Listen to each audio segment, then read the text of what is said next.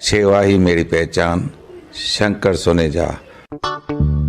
सेवा ही जिनकी पहचान, वो हैं शंकर सोनेजा। फ्री मालेगांव का काढ़ा, फ्री जोड़ों के दर्द का तेल, फ्री नसों के दर्द से छुटकारा पाने की पीने की दवा। सेवा का लाभ उठाइए, सदैव आपकी सेवा के लिए हाजिर रहते हैं शंकर सोनेजा।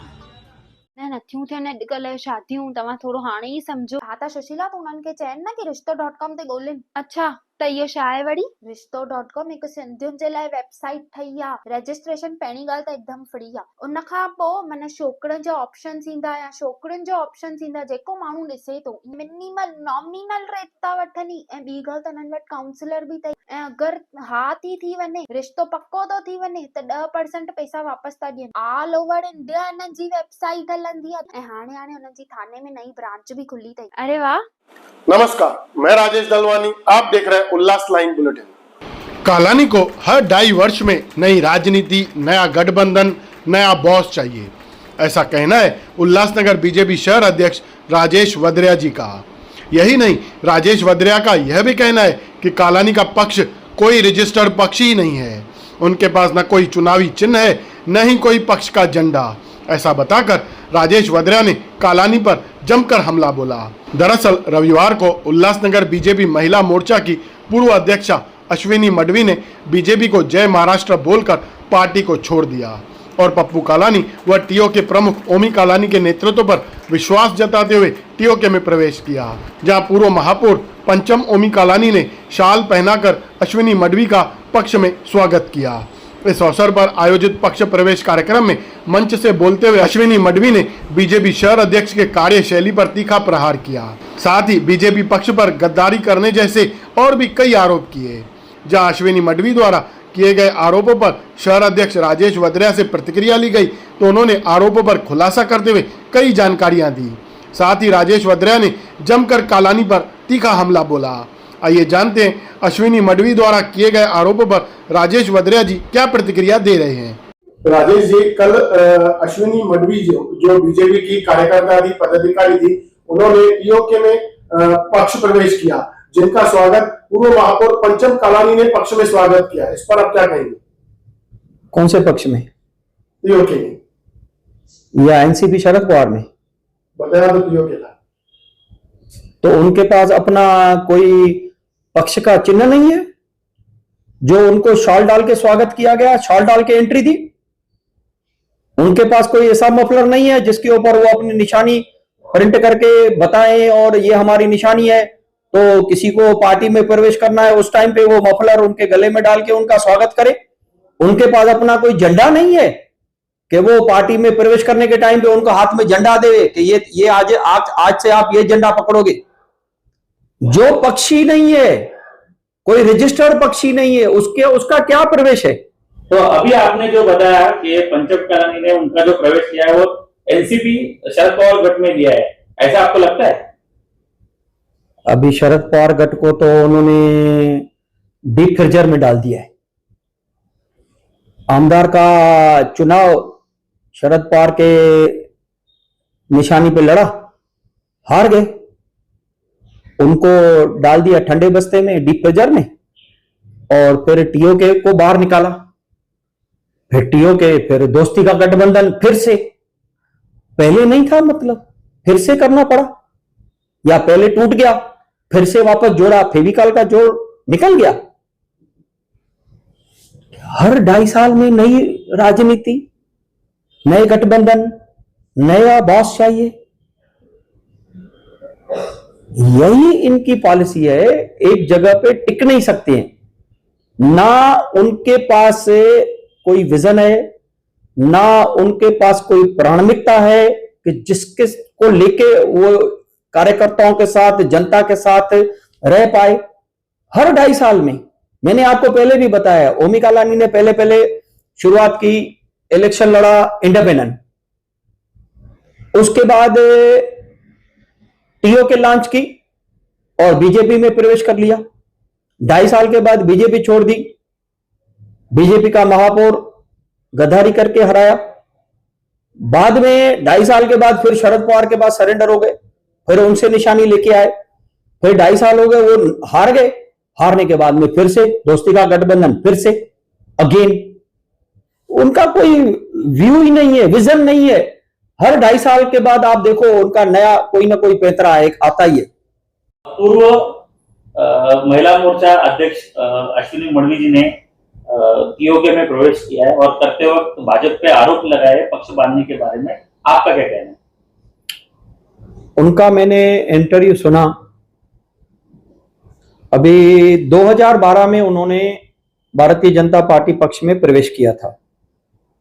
उसके बाद कंटिन्यूस उनको पद पार्टी ने दिया। जैसे पहले बूथ अध्यक्ष का पद दिया, शक्ति केंद्र प्रमुख का पद दिया, और जिला की महिला मोर्चा की वो अध्यक्ष आ रही है, और पिछले टर्म में वो उपाध्यक्ष भी रह चुकी हैं, जिला की उपाध्यक्ष। तो पार्टी ने उनको आगे बढ़ाया, जो बूथ अध्यक्ष से लेकर उनको उपाध्यक्ष तक के पद भारतीय जनता पार्टी ने दिए। अभी जो आमदार का चुनाव हुआ तो उन्होंने भारतीय जनता पार्टी के उम्मीदवार कुमार आलानी के विरुद्ध जाके पक्ष से गद्दारी करके उन्होंने और किसी कैंडिडेट का काम किया है, जिसके वजह से उनको मैंने मेरे कार्यकारिणी में कोई भी पद नहीं दिया, जिसके लिए अभी उनको ये लगता होगा कि मुझे टिकट भी नहीं मिलेगी। शायद वो इच्छुक हैं, मेरे पास तो कभी टिकट के लिए नहीं आई थी, लेकिन शायद वो इच्छुक हैं, या उनको कालानी जैसा सबको लॉलीपॉप देते हैं, उनको भी लॉलीपॉप दिया है कि हम आपको 1 नंबर पैनल में टिकट देंगे, चुनवा के लाएंगे, जिताएंगे, नगर सेवक बनाएंगे। ऐसे कई फिक्स नगर सेवक कोई अपने आप को बोलता है, कोई उसको क्या नगर सेवक अपने आप को बोलता है। ऐसे बहुत सारे लोग उनके कालानी बंगले के आजू बाजू घूम रहे हैं।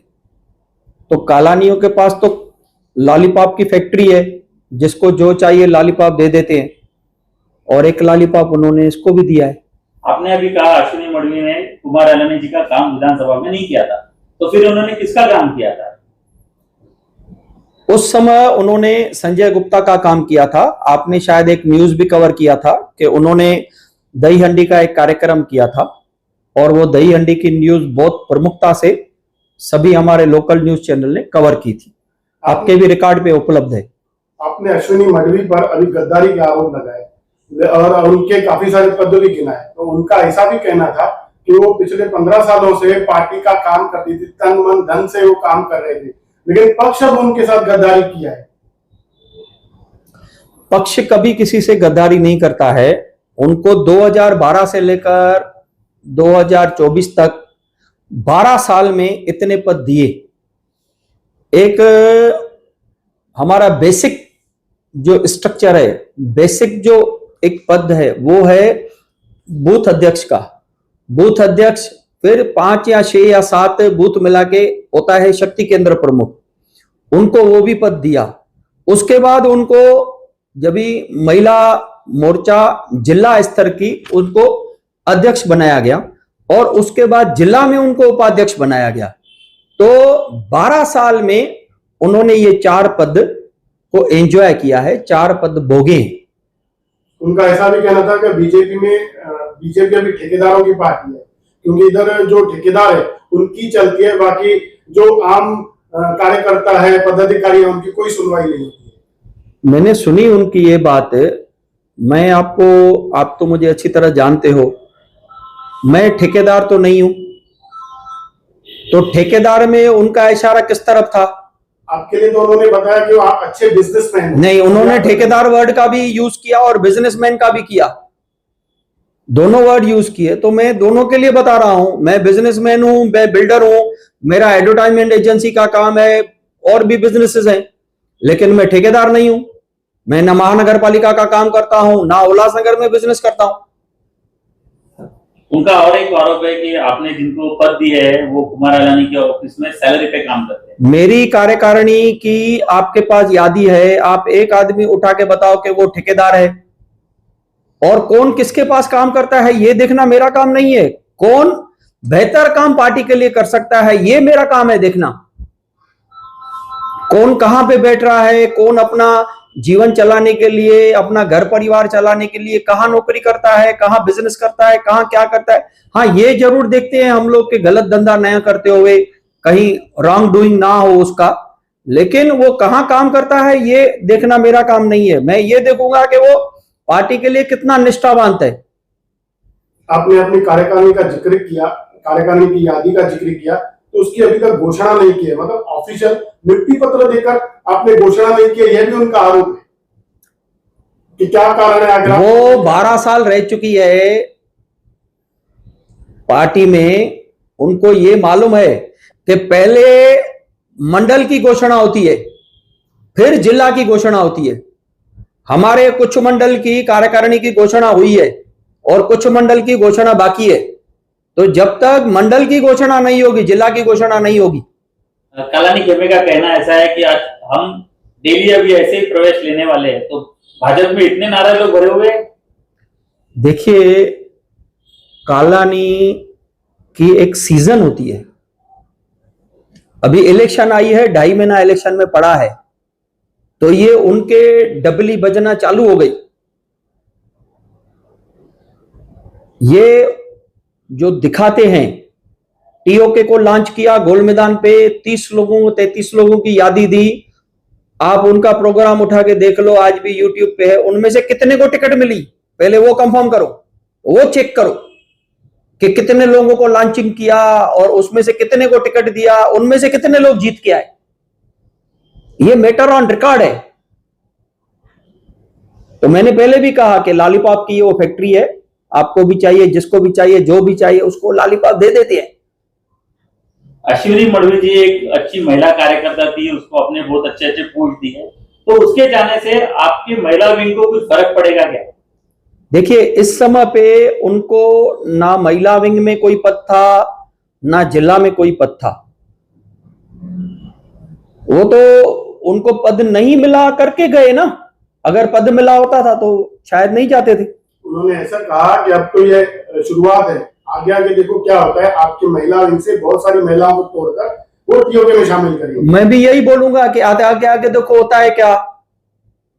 आपको कितने लोगों का हम प्रवेश दिखाएंगे, प्रवेश हम दिखाएंगे ना, कैसे कैसे प्रवेश है, कौन कौन है। हमारे पास तो बहुत सारे लोग आ रहे हैं, कुछ प्रवेश हम कर भी चुके हैं, कुछ प्रवेश करने वाले हैं। आपको अध्यक्ष पद मिलने पर अश्विनी मडवी का यह भी आरोप था कि आपका जो अध्यक्ष पद है वो सबसे खराब साबित होने वाला है बीजेपी को। वो तो वक्त बताएगा, वक्त बताएगा ना। आज मैं उसके ऊपर क्या भाषण करूं, मैं ये कर दूंगा, मैं वो कर दूंगा। आप आने वाले जो नगर सेवक का चुनाव है, उल्लासनगर महानगर पालिका का जो चुनाव है, उसका रिजल्ट देखना, आपको अंदाजा आ जाएगा मैं सक्सेस हूं या नहीं हूं। पिछली बार भी संजय सिंह और चाचा ये सब ने सुजीत चक्रवर्ती इन्होंने प्रवेश किया था और उसके दूसरे दिन उन्होंने भी प्रवेश का कार्यक्रम किया था। तो इसी तरीके से ये ब्रिजेश श्रीवास्तव ये सब का कुछ वीडियो फोटो वायरल हुए चौहान साहब के बाद, और उसके बाद ये मडवी का प्रवेश हुआ है। तो वो लोग भी आपके हर प्रवेश के बाद एक प्रवेश लेके नेले पे टहला रहे, ऐसा नहीं लगता आपको? ब्रिजेश श्रीवास्तव का जो फोटो आया है वो चौहान साहब के पास हमारे जो जिला के उपाध्यक्ष हैं वर्मा जी, उनके साथ साहब को दिवाली विश देने के लिए गए थे। प्रवेश नहीं किया उन्होंने? अभी तक नहीं किया है। राजेश वोत्रा जी, अब सबसे आखिर में आपसे एक सवाल जानना चाहेंगे कि महायुति का गठबंधन को लेकर कि हाल ही में मीडिया रिपोर्ट्स ऐसे बोलती हैं कि आपने प्रदेश कार्यकारिणी के अंदर अपना ऐसा बात रखी है कि शिवसेना के साथ युति होनी चाहिए, इस पर क्या बात है?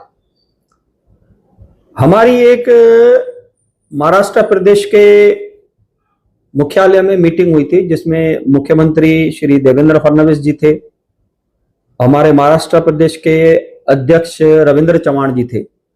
लेकिन वहां जो बातें हुई वो हमारी पार्टी के इंटरनल बातें हैं।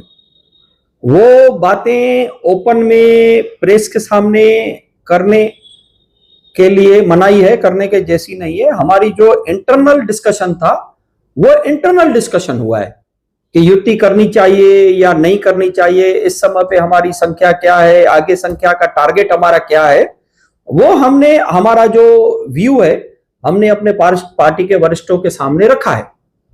मैंने मीडिया रिपोर्ट्स की बात कही थी, लेकिन राजेश वद्रिया का व्यू मतलब क्या रहेगा, ये जनता भी जानना चाहिए। आपको नैसर्गिक युति कायम रखनी है। देखिए, नैसर्गिक युग जो आप बोल रहे हैं वो पहले भी है।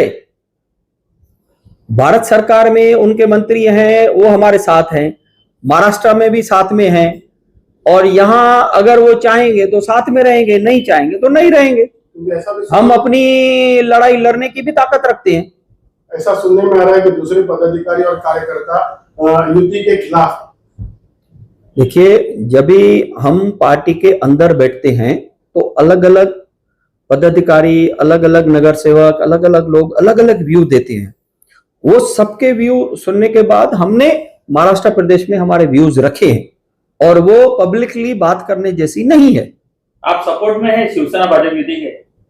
मेरे को जो बोलना था मैं पहले भी बोल चुका हूं, जो वरिष्ठ आदेश देंगे वो मानेंगे। आपने सुना बीजेपी शहर अध्यक्ष राजेश वद्रिया ने अश्विनी मडवी के आरोपों पर प्रतिक्रिया देते हुए कालानी पर भी उन्होंने जमकर हमला बोला। अब देखना यह होगा कि राजेश वद्रिया द्वारा कही गई बातों पर टीओ के नेता या कालानी क्या उत्तर देते हैं, यह तो आने वाला समय ही बताएगा। ब्यूरो रिपोर्ट, महेश रोकड़े, उल्लास लाइन बुलेटिन, उल्लासनगर।